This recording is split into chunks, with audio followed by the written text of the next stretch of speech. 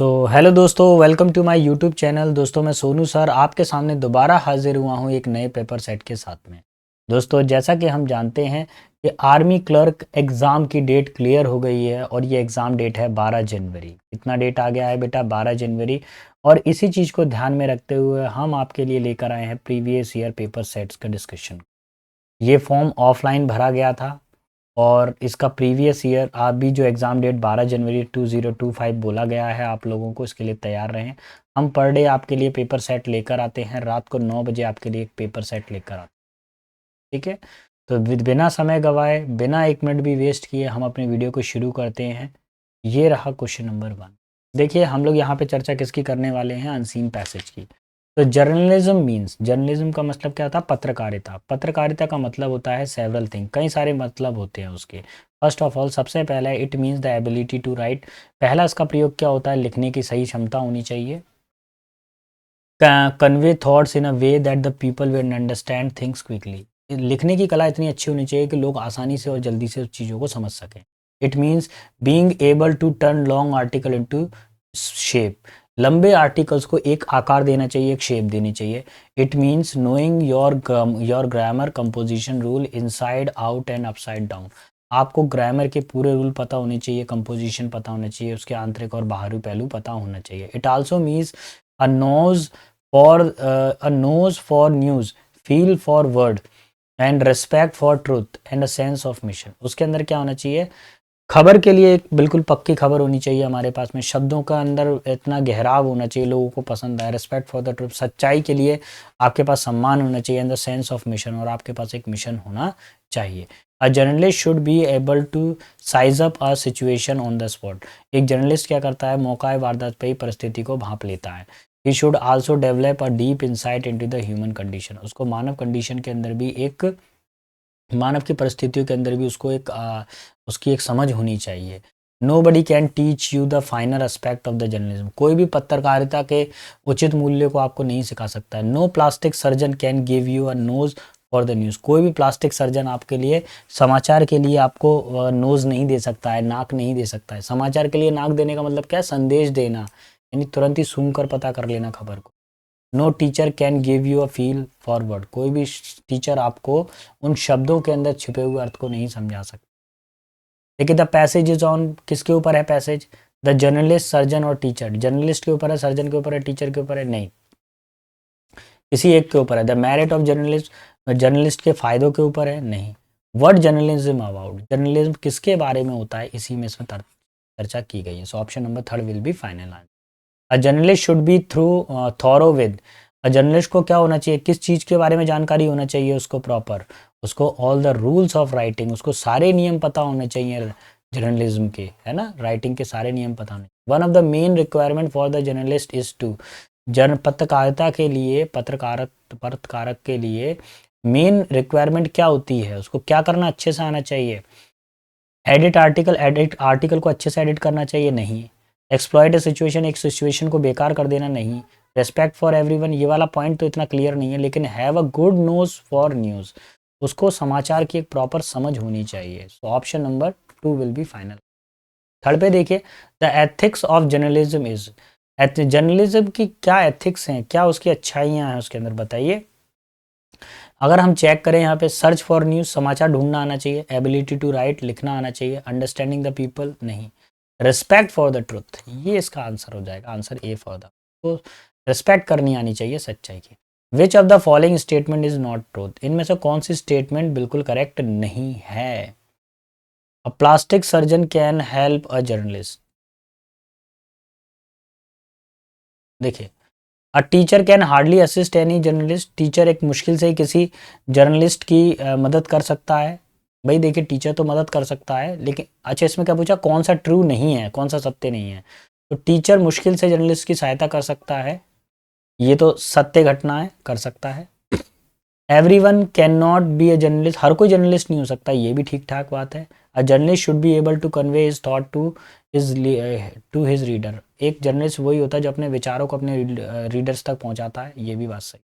A plastic surgeon can help a journalist, एक plastic surgeon journalist की help कर सकता है, ये तो गलत बात है भैया, ये तो कर ही नहीं सकता है, तो यही इसका आंसर है। कौन सा करेक्ट नहीं होना चाहिए? पहला वाला करेक्ट नहीं होना चाहिए। Answer number 1।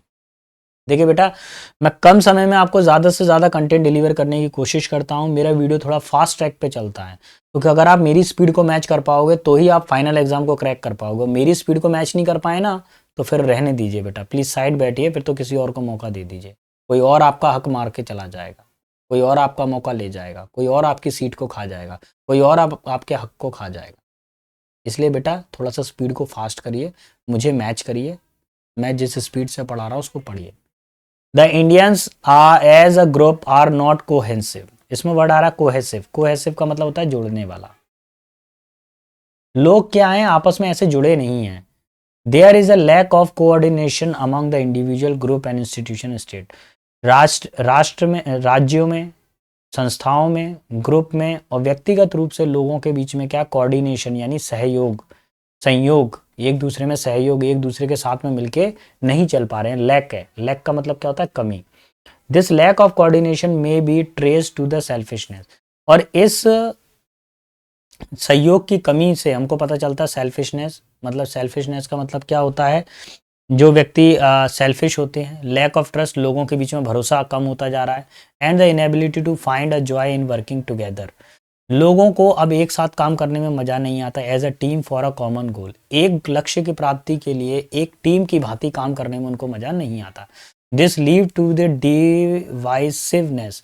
ये क्या कहता है? विघटन को दर्शाता है। आस्किंग फॉर क्रिटिसिज्म, ये आलोचना को दर्शाता है। Which the result image are tarnish, जो क्या करता है, जो प्राप्त, जो हमको छवि प्राप्त होनी चाहिए, छवि को बिगाड़ता है। And the main purpose is defeat, और अंत में क्या करता है? हम हार का सामना करते हैं। This phenomena is visible among the bureaucrats. ये जो प्रोसेस है, ये जो तरीका है, ये किस में देखने को मिलता है? ब्यूरोक्रेट्स में, अफसरशाही में देखने को मिलता है, पॉलिटिशियंस में, नेताओं को देखने को मिलता है, इंटेलेक्चुअल्स, बुद्धिमान लोगों के बीच में देखने को मिलता है, and the business committee and the sport fraternity, खेल भावना के अंदर भी देखा जाता है। All those who matter and who give a poor account of them as a group despite individual brilliance. देखिए क्या होता है कि इसमें क्या होता है कि लोग पूरे ग्रुप में प्रदर्शन करने की अपेक्षा अपने व्यक्तिगत को ज़्यादा प्राथमिकता देते हैं। This contrast in human behaviour can perhaps be trace to the age old beliefs. ये जो भेदभाव का कारण है, हम मतलब मेरा नाम हो, मैं ही सबसे आगे रहूं, ये जो इस तरह की जो स्थिति है वो ओल्ड बिलीफ, पुरानी बातों से मिलती है हमको। रिलीजियस टॉलरेंस, जब किसी धर्म को काफ़ी समय तक कुचला जाता है तो उससे पॉवर्टी, गरीबी में देखने को मिलती है। Diversity in day to day life living condition, और जीवन में विभिन्न परिस्थितियों के अंदर इसको देखने में आता है। Why are the Indians are not cohesive as a group. वो इंडियन लोग ग्रुप में क्यों काम नहीं कर सकते? उसका कारण क्या है? उसका कारण क्या है? There is a lack of coordination between individual. प्रत्येक व्यक्ति के बीच में जो है सहयोग की कमी है। ठीक है, ये भी आंसर हो सकता है। ठीक है, the lack of coordination, there is a lack of coordination among individual, group and state. हाँ भैया, ये भी होने की संभावना है। इस वजह से लोग ग्रुप में काम करना नहीं पसंद कर पाते हैं। There is a lack of coordination between individual and states, ये भी ठीक है। अब चौथा देखिए, there is a lack of among individual, groups, institution and states. ये चारों चीजें आ रही हैं। कहाँ पर आ रही हैं? देखो, there is a lack of coordination among the individual, groups and states. चारों चीजें शामिल हैं, और वो चारों चीजें किस में मिल रही हैं? ऑप्शन नंबर 4 में मिल रही है। तो यही हमारा ऑप्शन नंबर। क्लियर? आ जाइए नेक्स्ट क्वेश्चन पे। What does the lack of coordination lead to? भैया कोऑर्डिनेशन की कमी किस चीज को दर्शाती है? अगर लोगों में सहयोग ना होगा तो वो किस चीज को दर्शाएगी? डिसिसिवनेस, अलगाव को दर्शाती है, बिल्कुल सही है। डिसिसिवनेस और आस्किंग फॉर क्रिटिसिज्म, और आलोचना को और अलगाव को दर्शाती है, ये भी ठीक है। आस्किंग फॉर क्रिटिसिज्म, ये भी ठीक है। नथिंग इज इन पर्टिकुलर, पक्का नहीं कह सकते। देखो बेटा, ये दो चीजें शामिल हैं उसके अंदर, एक तो अलगाव भी है और क्रिटिसिज्म भी है, दोनों चीजें शामिल हैं, जिसके कारण क्या होता है? लोगों के अंदर कोऑर्डिनेशन की कमी होती है। Which word in the passage mean the loss of brightness और डलनेस? इसमें से कौन सा शब्द है जो इस चीज का उदाहरण है? ब्राइटनेस की कमी, और ब्राइटनेस मतलब लॉस ऑफ ब्राइटनेस मतलब समझदारी की कमी, और डल, डल का मतलब क्या होता है? कमजोर। इनमें से ऐसा कौन सा वर्ड है जिसके अंदर इस चीज को समझाते हैं? बताइए, कौन सा ऐसा वर्ड है बेटा इसके अंदर? अब इसका आंसर देखेंगे। ब्रिलियंस का मतलब होता है समझदारी। ठीक है, फेनामेना का मतलब होता है प्रोसेस। कोई प्रोसेस हो रहा है। विजिबल का मतलब क्या होता है, सामने दिखाई देना, सी हो, ठीक है, जिसको देखा जा सके, सीएबल। और देखिए यहाँ पर टार्निश, टार्निश का मतलब क्या होता है, छवि को बिगाड़ना, किसी की छवि को बिगाड़ना, ब्लेमिश, धब्बा लगाना। So option number 4 will be final answer. Clear. Number 9 पे आइए। To what can the contrast in the human behaviour trace to. चलिए इस क्वेश्चन को करिए। एक मिनट, ये बार बार मेरे को इसी टाइम पे कॉल करते हैं बच्चे, आगे पीछे कॉल कर लिया करें, इसी टाइम पे ही करते हैं। इसको मैं ब्लॉक कर दूं, ठीक है, चेक कर लूँ मैं सारी चीज़ें ओके हैं कि नहीं है, नहीं तो गड़बड़ हो गया हो कुछ। एक मिनट एक मिनट एक मिनट एक मिनट, बस हो, ठीक है, यहाँ सब कुछ ठीक ठाक चल।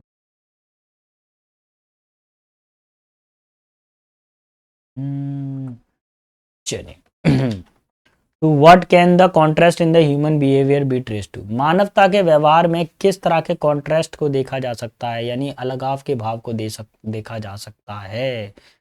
तो भैया नंबर 9 का आंसर करेंगे, अगर चेक करेंगे तो भैया देखो यहाँ से पता चल रहा है किस किस चीज से देखा जा सकता है। ये देखिए क्या बोल रहे हैं, this contrast in human behaviour can perhaps be trace to old beliefs, religious tolerance, poverty and diversity.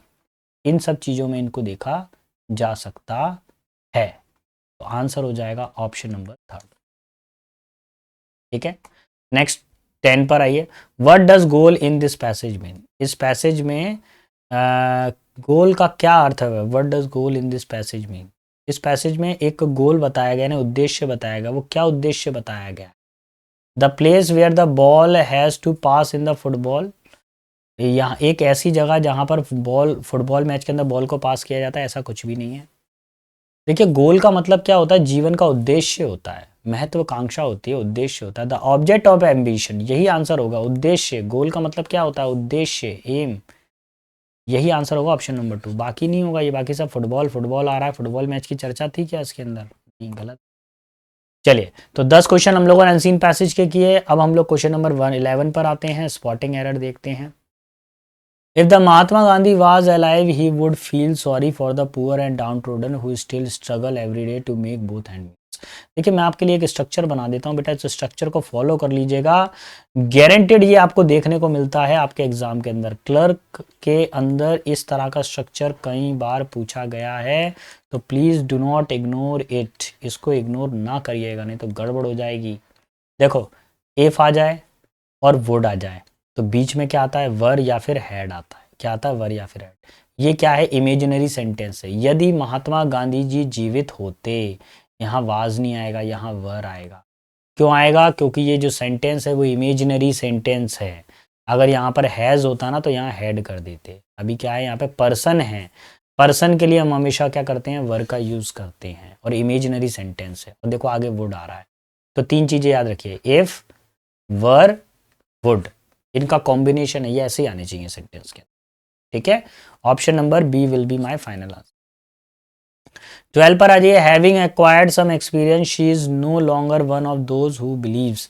देखो मैंने आपको कई बार बोला है, कभी भी सेंटेंस के अंदर हु विच दैट आ जाए तो उसके तुरंत पहले देखा करिए क्या है, ये प्लूरल नंबर है दोज, तो इसके बाद में जो वर्ब आएगी वो भी प्लूरल वर्ब आएगी। ये सिंगुलर वर्ब है बेटा, इसको हटाकर आपको इस वर्ब को प्लूरल बनाना पड़ेगा। पीछे से एस को हटा दीजिए, वर्ब बन गया प्लूरल। यही हमारा आंसर हो जाएगा ऑप्शन नंबर बी। क्लियर। चलिए नंबर 13 पर आइए। With regard to the implementation of the detail of the proposal the committee was divided in their opinion. Committee क्या है, कमेटी का विघटन हो गया है, कमेटी का बंटवारा हो गया है, कमेटी ने अपने विचारों को बांट दिया है। तो कमेटी जब बंटवारा हो जाता है कमेटी के बीच में, तब प्लूरल वर्ब आती है, इसलिए वर आ जाएगा। Option B will be final answer. Clear, class में बताया था बेटा मैंने ये पूरा का पूरा concept. She is untidy boy. अब बताइए भैया, आर्टिकल आपको बताना है, कोशिश करेंगे जवानों, बताओ। अनटाइडी में किसकी आवाज आ रही है, आ की। जब आ की आवाज आती है तो हम किसका यूज करते हैं, एन का। So option number B will be final answer. ठीक है, I am dash M A. M A को हिंदी में लिखो, कैसे लिखोगे, पहले ए आएगा, तो जब हमारे पास स्वर आता है तब हम किसका यूज करते हैं, एन का। So option number B will be final answer. Clear. चलिए आगे आते हैं। I have already spend dash rupees at I had.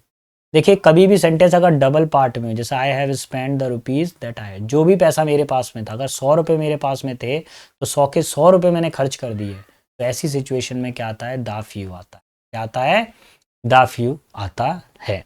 Answer हो जाएगा सी फॉर कलकत्ता। या सेंटेंस डबल पार्ट में हो तो भी द फ्यू। देखिए द चाइल्ड डिड नॉट, अब प्रेपोजिशन का क्वेश्चन आ गया, तो the child did not approve that father's plan. अब यहां पे ध्यान रखिए अप्रूव के साथ में हमेशा फिक्स्ड प्रपोजिशन आता है ऑफ। क्या आता है अप्रूव के साथ में, ऑफ का यूज किया जाता है। So option number C will be final answer. Number 18 पर आ जाते हैं। The tribes lived dash customs different from English and had ever seen. 18 का जो आंसर है बेटा वो ध्यान रखेंगे, यहां पर लिव्ड बाय आएगा। जब कोई रीति रिवाजों के साथ रहता है तब बाय का यूज किया जाता है, lived bye.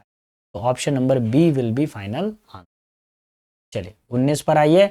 The strike has been called off. Strike का मतलब क्या होता है, स्ट्राइक का मतलब होता है हड़ताल। हड़ताल को क्या किया गया, कॉल्ड ऑफ, बंद किया गया, हड़ताल को स्थगित किया गया। सो option number third will be final answer. चलिए तो अब आ जाते हैं क्वेश्चन नंबर 20 पर। देखो बेटा अगर मेरा पढ़ाना पसंद आ रहा है, आपको लग रहा है कि सोनू सर हमें कम समय में ज्यादा से ज्यादा रिवीजन करा रहे हैं, तो प्लीज मेरे चैनल को लाइक शेयर सब्सक्राइब करना ना भूलिएगा। ठीक है जवानों, बढ़ते हैं अगले क्वेश्चन की तरफ। अब हम आ गए हैं PQRS वाली स्टोरी पर। इस सेंटेंस को जब भी कभी सॉल्व करें तो मेरा ऐसा मानना है कि पहले आप ऑप्शन जरूर चेक कर लिया करें, SQRP, यानी कि पहला हिट होना है, बाकी सारे आंसर आ जाएंगे आपके। कौन सा हिट होना है, केवल एक का पता करना है, बाकी सारे आंसर आ जाएंगे। देखिए पहली line, the tiny bacterial plant that live in the soil help to prepare food for the plants we cultivate. देखिए छोटे जो बैक्टीरिया प्लांट्स होते हैं वो सॉइल को मदद करते हैं, मिट्टी को मदद करते हैं भोजन को उत्पन्न करने के लिए। ठीक है, अब इसके तुरंत बाद में क्या आना चाहिए, जो प्रॉपर मैच बैठेगा, आर से बैठा लिए। There are million of bacteria in a cubic inch of the fertile soil. मिट्टी के क्यूबिक इंच के अंदर भी बहुत सारे बैक्टीरियाज होते हैं। आर, आर के बाद में आएगा P. The farmer work very hard to make the soil favourable. किसान बहुत मेहनत करता है ताकि जो मिट्टी है वो उसके योग्य बन जाए, किसान के योग्य बन जाए, किसानी के, फार्मिंग के योग्य बन जाए। फिर आएगा S, some kind of bacteria are harmful. कुल बैक्टीरिया क्या होते हैं, हार्मफुल होते हैं, but these soil bacteria is very necessary and helpful. लेकिन ये जो बैक्टीरिया होते हैं बहुत ज़्यादा आवश्यक होते हैं और मददगार होते हैं। They do not need sunlight to the most plant. उनको सनलाइट की ज़रूरत नहीं होती है। Option number third will be final. आगे देखिए number 21, my uncle Martin went to live in a hamlet. मेरे जो अंकल मार्टिन थे वो गांव में रहने के लिए गए, हैमलेट में रहने के लिए गए, और उधर पे क्या था देखिए।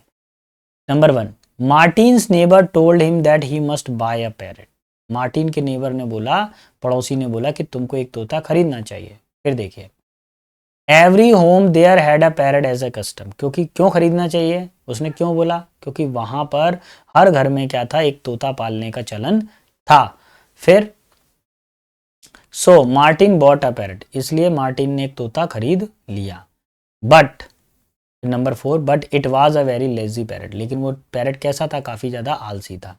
The parrot did not like to speak. तोता बोलना पसंद नहीं करता था। लेकिन जो उसने तोता खरीदा था वह ऐसा तोता था कि आलसी था और वो तोता बोलना पसंद नहीं करता था।